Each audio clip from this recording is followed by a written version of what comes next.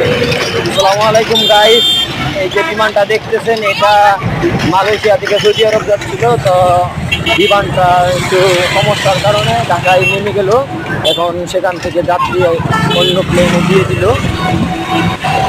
এখন আরেকটি ফ্লাইট দিয়ে আপনার ইঞ্জিনিয়ার আসছে এটা ঠিক করার জন্য।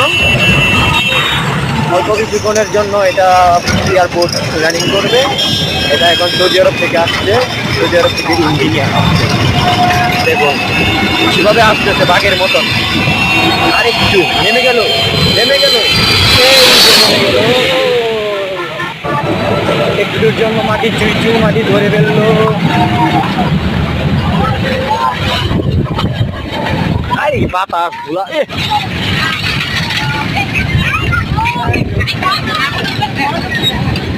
তুফান গেছে, তুফান।